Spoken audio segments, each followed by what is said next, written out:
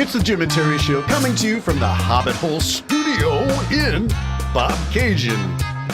I'm one of your hosts. Oh, yeah. I don't know where Jim's coming from. I don't even have a clue where he's going. I think he's doing a new intro or something.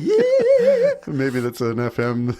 I don't know what got into me either. I think we're both tired. We are. We've just come through 2 days of snow, and I haven't had a snowblower, so I've been doing hours. And I think I mentioned 6 as being the hours, about 3 hours each day. Going out 3 times, it takes me about an hour, and I don't like to let it build up. So I go out often for an hour. So 3 times yesterday, 3 times the day before. And boy, are my arms and legs feeling it. I'm trying to remember to lift with my knees. So I go down with my knees and lift up with my knees and then throw it. And be careful. Many people end up dying shoveling snow. I thought about that, Jim, as I used to wear a construction vest, with a reflective tape on it. And I used to say to my wife, if you don't hear from me, just check for the reflective tape in the snowbank. I cleared a pathway and I was fine. But just sitting down wondering, why is my shoulder stiff? And I went, you shoveled. Yeah. And I did very little, very, very little. But you did something you don't do all the time. Well, a lot of people, as I said, a lot of people our age end up going out there thinking they're strong and they die.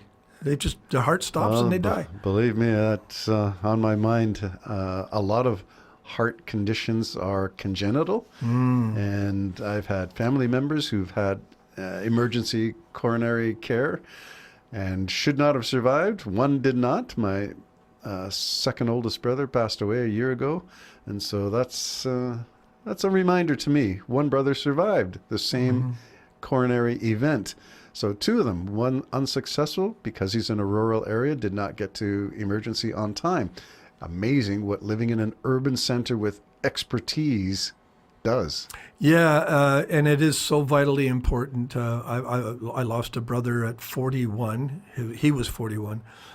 It wasn't, I don't know, would aneurysm be considered aneurysm? My dad had heart problems, so it's part of the family. And my brother had a stroke. I think about that when I go and grab mortality is something I think about all the time. Is it an age and stage thing now that we're all in I use the fancy word, septuagenarian. That's it. That's exactly the word I use. It's not, what number is in the tens column? Is it a 1? Is it a 2? Is it a 3? Is it a 4? No. Okay. Yeah. We've been there, seen it, done it.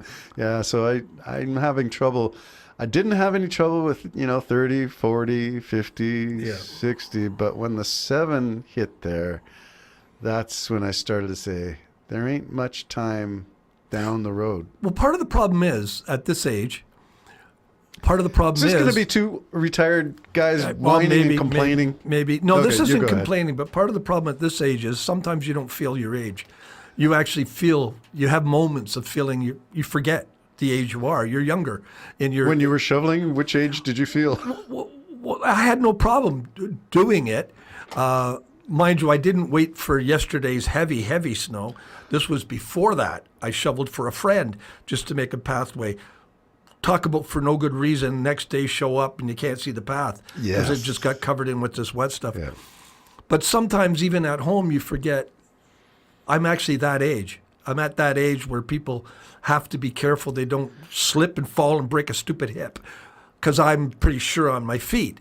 But I don't want to be arrogant on my feet. I don't want to be arrogant, because some days I'm full of energy and I can run and everything, but not every day, that's for sure.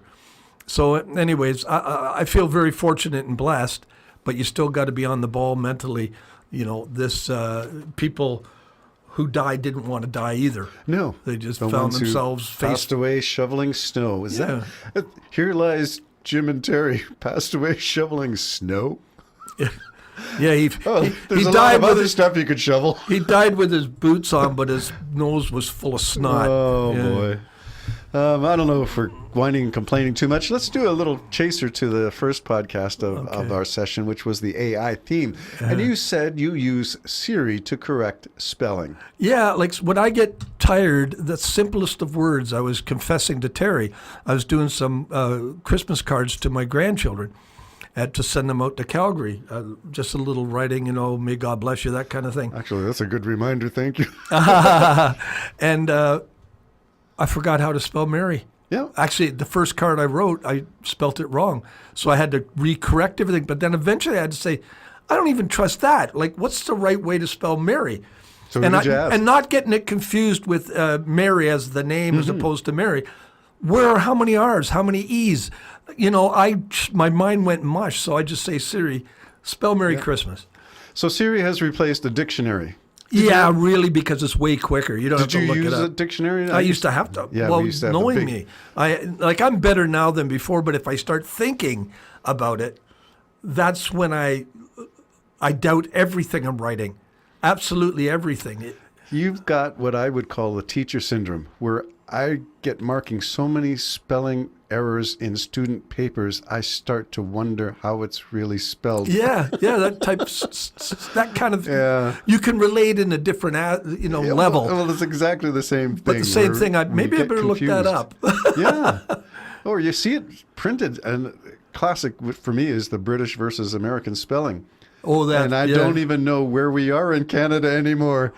But I'm thinking I'm going to rebel and put you in color and put all the other things that, the Americans changed. Maybe that's a sign. We'll go there at some point. I wanted to get back to Merry, as in writing Christmas cards, Merry Christmas, and talk about AI. Will AI generate your Christmas list for you? It's not mine. It will not.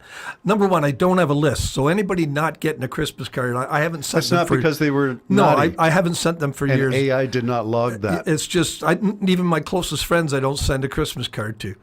I guess I won't be expecting one. No, not at all. I was going to bring you a little bottle of Bailey's, but I forgot. I left it at home. So no, it's not going to be generating for me, but you can bet your life it already.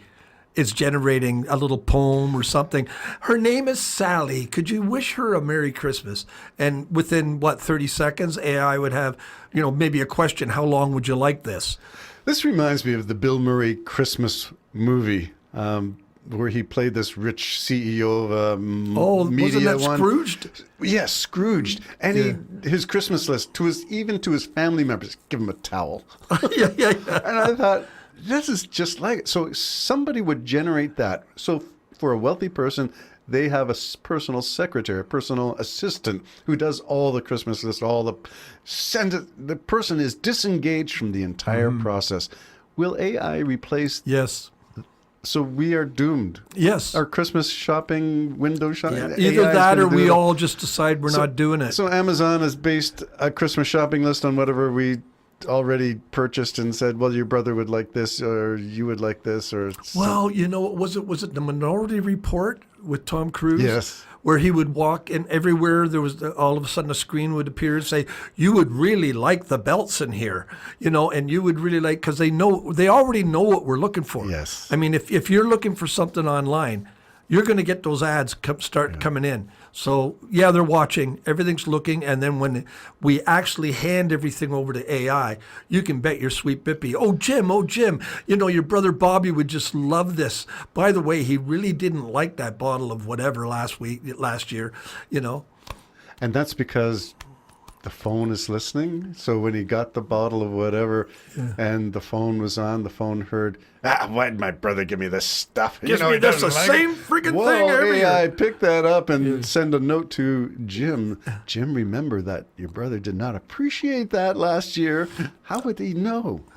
Be careful what you say. Your phone is always on. Sometimes we need that help. I remember the first time my brother Bobby came up to me. I was getting my godson, little remote helicopters and stuff like that. My brother Bob comes up and goes, maybe he would like an LCVO card. I went, he's that old? I had freaking no idea, just no idea. No idea. Yeah. Well, this is a continuation of our AI theme. I don't know how many podcasts will do it, but the whole idea of AI replacing either us writing our cards, helping us with our naughty and nice list. Maybe AI's got its own naughty and nice list. Well, maybe. maybe it Which does. one are we on, Jim? Again, your brother's song talking about be kind to AI, right? Because? And there was a reckoning or something he says coming. Yeah. And, But the next one, we need to talk about AI and my inability to be able to go to the United States anymore. oh, boy, that's taken us into the political realm. Well, we've had 2 podcasts of AI speculations. Going to be a third. Going to be a 3rd one. All right. Jim and Dewey Show signing off for now. Bye-bye.